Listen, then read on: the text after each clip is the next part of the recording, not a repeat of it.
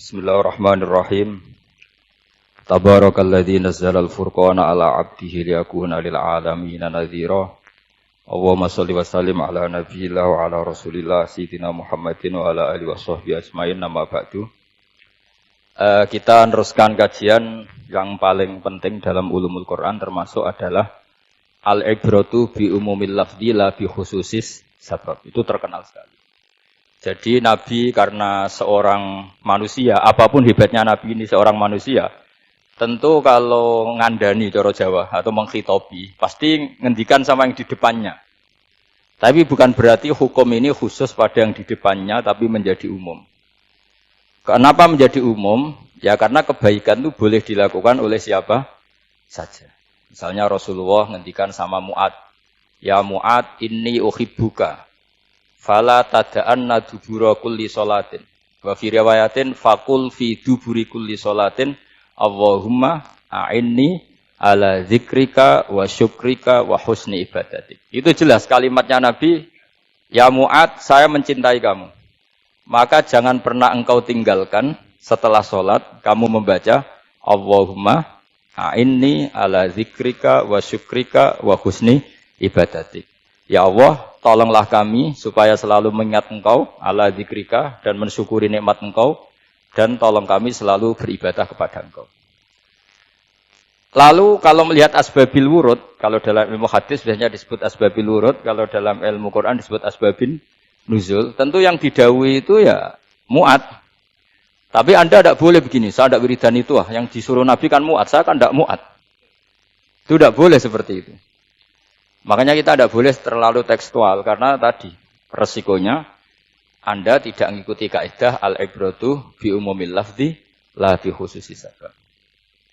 Sebab itu saya tadi di kantor rektorat ya Pak Ordas ya, bilang nanti untuk kajian yang di kantor rektorat pakai kitab Syajaratul Ma'arif, karena kitab itu juga yang sekarang dalam proses penerjemahan saya dengan Pak Quraisyab di PSG, yang di sini pakai kitab Itqan. Nanti mulai bulan depan, karena saya dipaksa untuk meneruskan. Ini sudah kayak Tuhan saja maksa-maksa. Itu pakai kitab Itqan. Nanti babnya tak kasih yang mendesak untuk diketahui. Termasuk apa? Al-ibratu bi umumil lafzi la bi khususis sabab. Sehingga di Quran misalnya begini, ada cerita begini. Nabi Isa itu bilang begini, saya ini siapa? Saya ini adalah orang, kata Nabi Isa, wa ja'alani mubarakan aynama kuntu. Saya adalah orang yang di mana-mana itu memberi berkah, memberi manfaat kepada siapa saja. Itu jelas tentang Nabi Isa. Tapi oleh ulama dikasih judul yang umum. Babu nafil ibad bikullil bilad. Bab bahwa seseorang harus bermanfaat hidup di mana saja, kapan saja. Meskipun itu Allah cerita tentang Nabi Isa. Tidak bisa kamu bilang itu kan Isa, saya kan tidak Isa. Tidak bisa seperti itu. Isa adalah ibaratun an ahlil khairi. Isa adalah figur orang baik. Tentu yang dilakukan baik. Tentu kebaikan boleh ditiru siapa saja. Jadi sehingga nanti pada akhirnya nama-nama yang disebut Allah di Quran itu kalau nama orang baik tentu kita boleh ikut. Paham ya? Kalau nama orang buruk tentu kita tidak boleh ikut. Ya gitu aturannya. Sehingga tadi ada al-ibratu bi umumil lafzi la bi khususi sabab. Jadi yang jadi pegangan adalah standar kalimat umum dengan pemaknaan yang ditentukan ulama. La bi khususi sabab, tidak terkait sebab itu. Misalnya yang paling masyhur tentu dalam hadis Madinah itu kira-kira kan utaranya Mekah ya, kira-kira ya. Utaranya Mekah apa selatannya? Utaranya kayak, utaranya. Dulu penduduk Madinah itu kalau bikin kloset itu, pokoknya kalau qada'ul hajat itu menghadap ke utara atau selatan. Terus kata Rasulullah, kalau kamu sedang qada'ul hajat, sedang buang kotoran itu, jangan menghadap Ka'bah, juga jangan membelakangi Ka'bah. Itu Nabi redaksinya unik. Walakin syarriku aw gharibu. Tetapi kamu menghadap barat atau menghadap timur. Itu semua riwayat walakin syarriku aw gharibu, tapi kamu menghadap barat atau timur. Nah, artinya apa? Kata syariku al-gharibu adalah binisbat di ahli Madinah. Karena orang Madinah posisinya di utara Mekah. Sehingga kalau menghadap utara atau selatan berarti menghadap Ka'bah atau membelakangi Ka'bah. Dan itu tidak boleh dalam proses qada'il hajat, masbak kotoran. Terus Nabi memerintahkan menghadaplah ke barat atau ke timur. Nah, al-ibratu bi'umil lafzi la bi khususi sabab juga direvisi oleh ulama begini, kecuali sebab itu ada ilat. Maka kalau demikian yang dimenangkan ilatnya bukan teknya. Saya ulang lagi, yang dimenangkan ilatnya bukan teknya. Kayak tadi, di hadis itu kan Nabi ngintikan apa? Tetapi menghadaplah barat atau menghadap ke timur. Tentu orang Indonesia malah kalau itu kebalikannya. Orang Indonesia kalau ke barat atau ke timur kan malah menghadap Ka'bah atau membelakangi Ka'bah. Di sini pentingnya ijtihad.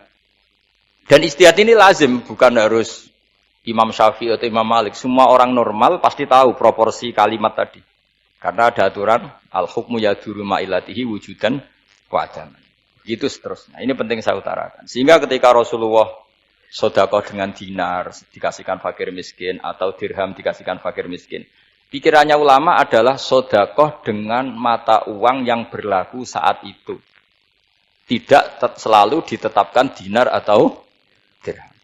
Begitu juga ketika Rasulullah dulu zakat fitrah pakai susu kering atau pakai kurma atau pakai gandum.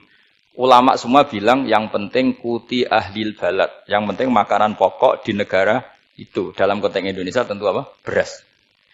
Ini penting saya utarakan karena tanpa mengkaji ulumul Quran seperti ini. Dan kita insya Allah bulan depan saya langsung bawa kitab Itkon. Di situ ada beberapa contoh. Harus seperti itu. Karena kalau tidak terikat sebab, itu nanti takutnya ayat umum menjadi liar. Misalnya begini, pernah ada aliran sesat dulu. Kebetulan di Jogja itu, saya lihat di TV. Entah salah kiainya, entah salah dosennya, entah salah siapa. Atau salah orangnya agak stres, tidak tahu saya. Semoga salah orangnya itu sholat menghadap ke 4 arah. Alasannya Allah nggak ada di mana-mana, ya sudah di barat, rakaat kedua ke utara, rakaat ketiga ke timur, rakaat keempat ke selatan. Itu uniknya itu ngawurnya lah, bukan uniknya. Ngawurnya itu dalil fa'ina matu wallu fasamma wajhuwa. Kamu menghadap kemana saja di sana ada ridha Allah. Sehingga semua ulama ketika bikin kaidah al-ibratu bi'umil lafzi la bi khususi sabab selalu menyertakan kecuali khusus sabab ini ada illatul hukmi. Maka itu enggak jadi. Kayak ayat tadi, kalau kamu pakai umumnya lafaz itu kan boleh sholat menghadap mana saja. Nah makanya Imam Syafi'i ketika ditanya, lalu ayat ini proporsinya gimana? Kata beliau, fis safar. Orang yang sedang di pesawat, mau sholat, tentu masuknya fasamma wajibah. Jadi dalam kondisi bepergian, yang kita ingin sholat, maka pakainya ayat seperti itu. Tapi kalau kondisi nomor, fawal liwajaka syatral masjidil haram. Jadi makanya ini penting ngaji ulumul Quran. Kita tidak bisa hanya megang terjemah atau megang apa, kemudian kita fatwa atas nama Quran dan hadis. Sehingga dulu syaratnya memang ketat, harus hafal Quran, hafal hadis, menguasai usul fikih, menguasai macam-macam. Karena tanpa itu memang tidak bisa. Sampai Ibnu Abbas ngendikan, kamu jangan pernah fatwa pakai Quran. Fa inna lahu wujuhan katsirah, karena Quran punya sisi yang banyak. Walakin hajuhum bisunnah. Kalau kamu adu hujjah, pakailah sunnah Rasulullah sallallahu alaihi wasallam, karena di situ penjelasan Quran. Misalnya tadi Rasulullah ketika kondisi normal pasti sholat menghadap Ka'bah. Jadi kalau bepergian nanti unta, kata riwayat-riwayat, ainama tawajjahat bihi rakhilatuh, kemana saja posisi unta menghadap. Ada ulama yang berpendapat itu khusus sholat sunat. Kalau sholat fardu dalam kondisi ada punya mobil harus berhenti. Ini madzhab Syafi'i.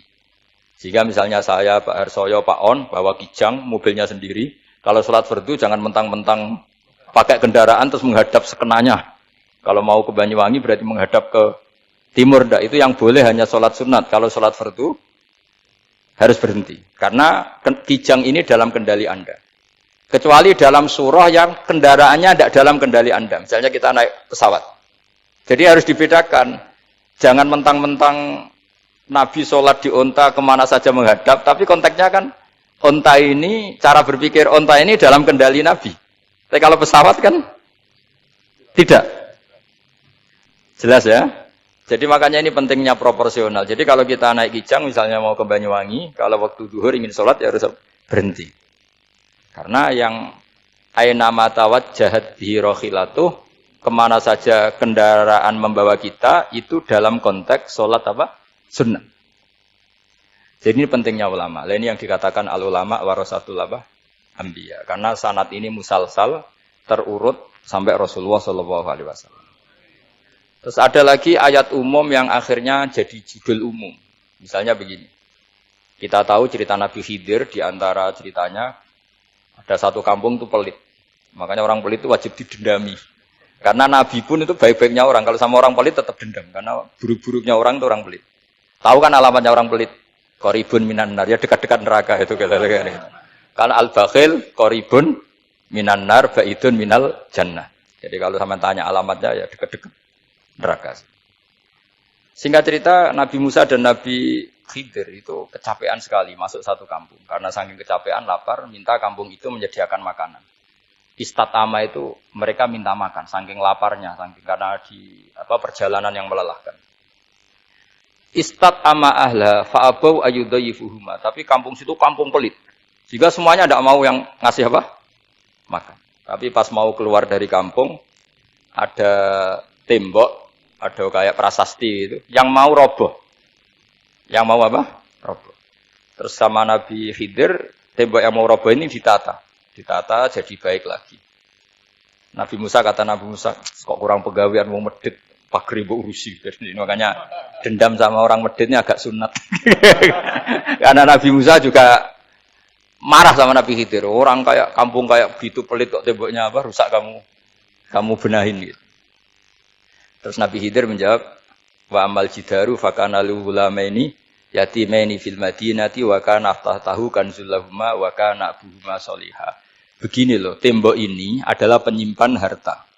Penyimpan harta untuk anak yatim. Bapaknya dulu itu soleh. Artinya terus dibabkan oleh ulama. Babu ikrami sibyanil mu'minin. Bab kita memuliakan anak-anak orang soleh. Sehingga dalam adat kita menghormati Habib, menghormati Gus, menghormati anak pahlawan, menghormati orang-orang yang dulu berjuang kepada untuk Indonesia. Karena di antara yang dipertimbangkan Nabi Khidir adalah wakana abuhuma sholihah. Tentu kita menghormati putra-putri yang dulu mendirikan UII, macam-macam. Ya tentu proporsional, tapi tetap saja dapat poin dulu atas nama putra pahlawan, putra orang-orang soleh. Karena Nabi Khidir ketika mempertimbangkan itu, alasannya wakana abuhuma sholihah. Fa'aroda rabbuka yablugha ashuddahuma wastakhrijakan zahuma. Tentu Allah ingin kalau tembok ini roboh, kemudian kelihatan khazanahnya atau tabungannya, nanti dipakai orang-orang dolim. Kalau dipakai orang dolim, maka yang berhak tidak mendapatkan. Sama. Negara ini itu dimerdekakan oleh para pahlawan supaya dikelola secara kesolehan. Supaya dikelola secara orang baik. Maka orang soleh semua harus ikut kompetisi dengan tanda kutip merebut negara. Karena apa? Tapi tentu tidak perlu chaos, tidak perlu anarkis. Karena tentu kemerdekaan ini dibela-belain supaya kita jadi baldatun thayyibatu wa rabbun ghafur. Sama. Pertimbangannya Nabi Khidir, kalau ini kebongkar, tersibak, pasti diambil orang-orang dolim. Dan akhirnya yang yatim tadi tidak dapat. Akhirnya dibabkan lagi di bab tertentu. Bab menjaga harta supaya tidak dikuasai orang dolim. Jadi akhirnya menjadi sekian varian ilmu. Pertama, varian ilmu bab menghormati anak orang soleh. Terus bab supaya harta ini tidak dikuasai orang dolim. Dan seterusnya. Nah saya harapkan nanti dengan ulumil Quran kitab Itqan itu, nanti aturan-aturan seperti itu tertanam pada Anda. Sehingga sebetulnya ulama fikih yang ngarang kitab sampai satu boto-boto itu sebetulnya ya normal-normal saja. Kalau sampean sudah mengkaji ilmu yang kayak saya kaji, itu normal-normal saja. Misalnya begini, saya beri contoh ya. Orang munafik itu disifati Allah gimana? Wa idza qamu ilas sholati qamu kusala. Orang-orang munafik adalah orang ketika mau sholat itu bermalas-malasan. Terus kitab Fathul Mu'in atau Fathul Wahab atau kitab semua kitab fikih bikin judul gini. Saya masih ingat takbirnya. Wa yusannu nasyatun li sholatin. Disunatkan kalau sholat itu ketok gumrigah, ketok semangat. Fa inna Allaha ta'ala dzamma tarikihi. Karena Allah mengkritik atau menyalahkan orang yang kalau sholat itu tidak nasyat, tidak gumrigah, tidak semangat. Mergo seperti itu adalah fi'lul munafikin, perilakunya orang munafik. Terus ditulis wa idza qamu ilas sholati qamu kusala. Artinya di situ Allah mengkritik orang munafik. Kenapa? Karena kalau sholat males-malesan. Anda ingin bersifat kayak orang munafik apa bersifat kayak Rasulullah? Tentu ingin seperti Rasulullah. Kalau ingin seperti Rasulullah ya wasari'u ila maghfiratim mir rabbikum. Kalau ada kebaikan harus cepat-cepat, harus disegerakan. Nah, sehingga nanti babnya ya sudah tidak tentang orang munafik. Babnya begini. Babul musara'ah ilal khairat wa tarkil kasli. Bab bergesa-gesa atau bergegas dalam kebaikan dan meninggalkan malas. Jadi tidak lagi tentang sholat, tapi tentang kebaikan apa saja. Jadi kalau kamu punya hutang bisa nyaur jam 7, nyaur jam 9 pasti disalahkan Allah. Karena bisa saja dalam 2 jam ini kita mati. Paham ya? Begitu juga kalau kita sholat bisa awal waktu, kenapa tidak awal waktu? Meskipun akhir waktu ya dibolehkan. Itu ya tadi babnya ya tentang wa idza qamu orang munafik itu ya seperti itu. Akhirnya apa? Ayat ini turun tentang orang munafik tapi pemaknaannya umum.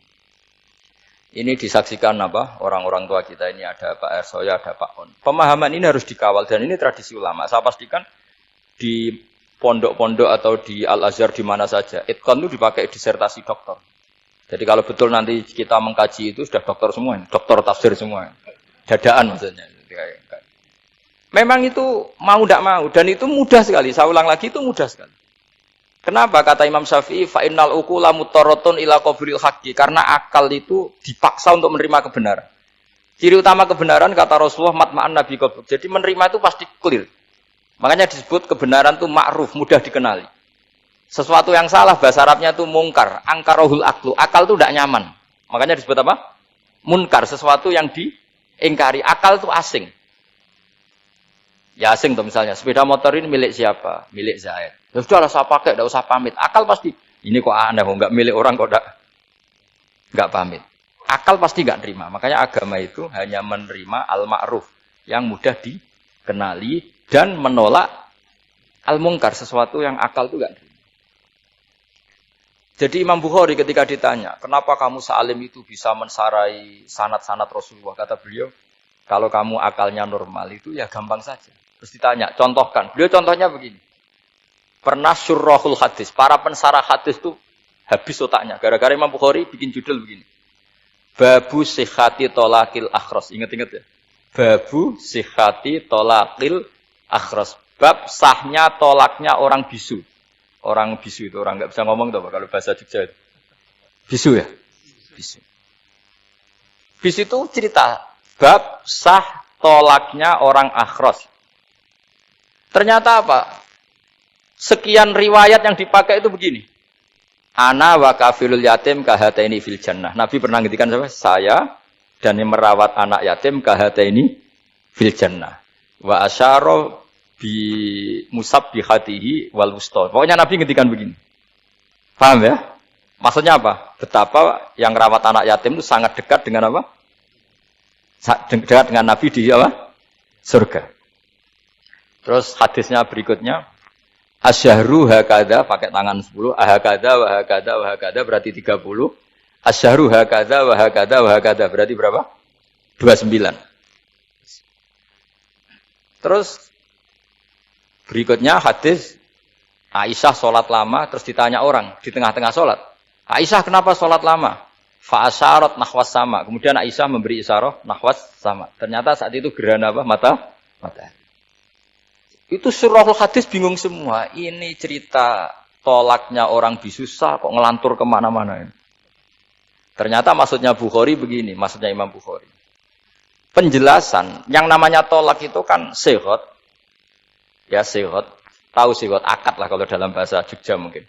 Kalau kamu nikah kan angkah tuka, wazah terus bilang apa? Qabil tu, nikahaha wa taswiyah. Terus kalau kamu menceraikan istri kamu bilang kamu saya ceraikan. Yang dikatakan sihot itu adalah ekspresi atau implementasi dari sesuatu. Misalnya kamu ingin tolak, bilang saja tolak. Kalau kamu ingin muji orang, bilang saja begini. Pasti itu maknanya muji. Kalau ingin menyemooh, bilang begini. Nah, artinya gini, kalimat itu bisa diganti isyarah. Saya ulang lagi, kalimat itu bisa diganti. Buktinya Nabi mengisyaratkan saya dekat, bilang begini. Paham ya? Aisyah bilang gerhana, hanya bilang begini. Kalau begitu orang yang bisu ya punya cara menceraikannya. Dia cukup melakukan isyarat Yang isyarat itu pasti difahami sebagai cerai. Artinya kalau orang memahami Quran hadis seperti itu, hal-hal yang mungkin nggak terlintas dalam pikiran Anda, ternyata itu jadi dalil. Artinya apa? Rasulullah yang bisa ngendikan saja kadang menjelaskan sesuatu pakai isyarah. Nah, dengan demikian terus jadi rumus al-isyarah al-mufhimah bimanzilatin nutqi. Isyarah yang memahamkan sama dengan ucapan. Sehingga ini pengganti ijab qabul. Itu cara-cara memahami istihad, memahami Quran dan hadis. Caranya gimana? Kita harus belajar ulumul Quran. Ya, perangkat yang dipakai seluruh dunia termasuk kitab Itqan itu. Dan kitab Sajaratul Ma'arif itu yang saya kaji dan dikaji seluruh ulama di dunia. Karena saya tidak biasa ngaji tanpa kitab yang perlu kita kaji. Saya sendiri itu bisa seperti ini ya barokahnya kitab-kitab itu. Jadi gak terlintas tapi ya tadi. Rasulullah yang bisa ngendikan saja, sering iktifa, sering ngalap cukup dengan apa? Isyarah. Oh kalau gitu berarti al-isyarah bimanzilatin nutqi. Isyarah itu sama dengan ijab dan qabul. Apalagi ini orang akhros, orang bisu yang nggak bisa ngomong. Lalu kalau tolak kayak apa, kalau nikah kayak apa. Ya, tapi Imam Bukhari itu uniknya tadi bikin judul Babu Sihati Tolakil Akhros, kemudian cerita anak wa kafilul yatim. Nah itu kalau orang kan nggak sambung, ini sambungnya di mana? Kok malah cerita anak yatim? Ternyata kata kuncinya kahata ini seperti ini dan orang paham sangat sangat. Makanya hati-hati dengan isyarah karena kalau itu betul mengganti lafaz, berarti Anda kalau nyun sewu melafatkan tolak terganti isyarah, ya agak masalah itu. Tapi semoga enggak lah. Istri satu dicerai nanti nggak punya istri nanti malah repot. Tapi ini kan saya cerita ilmu saja. Ya saya cerita apa? Cerita ilmu. Jadi kalau ada orang bilang semua yang ada di dunia itu ada di Quran. Itu caranya ya seperti ini. Jangan kayak orang-orang yang terlalu tekstual. Karena kalau seperti ini pasti semua ada di dunia itu ada di Quran. Karena cara pemahamannya seperti ini. Saya sering ditanya kenapa bumi ada likuifaksi macam-macam. Memang dari Quran bayangannya Quran seperti itu. Amin tuman fis sama ayyakhsifa bikumul ardo fa idahiyya tamur. Memang dari awal Allah bikin bumi ini potensinya malah likuifaksi. Potensinya itu melumer. Tamur itu memang maknanya melumer. Dan ketika Allah nyifati bumi wal ardi dzatis sod, sodun maknanya pecah. Dan Allah tidak sekedar mengatakan pecah, dzatis sod, sifat dasar bumi itu mudah pecah. Jadi kalau dzat itu sifat dasar. Jadi meskipun Quran tidak meneliti spesifik kayak para ahli gempa, tapi dari awal Allah ngendikan bumi itu dzatis sod wal ardi dzatis sod. Bumi adalah berkarakter pecah. Kenapa berkarakter pecah? Karena dari awal bumi ini lempengan-lempengan. Di Qurannya dijelaskan gitu. Wa fil ardi qita'um mutajawirat. Bumi ya kelihatannya banyak, kelihatan satu, sebetulnya dari qit'ah, dari potongan. Lah qit'ah itu jamaknya qita'. Terus disebut mutajawirat, saling berdampingan. Kalau dalam bahasa Arab berdampingan itu berarti sel-selnya beda. Kalau bahasa Arab bilang sesuatu yang bercampur namanya mukhalatoh, jadi satu. Kalau yang beda jenis namanya mujawarah. Nah, Al-Quran itu bilang wafil ardi qita'um mutajawirat. Bumi ini karakternya per potongan-potongannya karakternya beda-beda.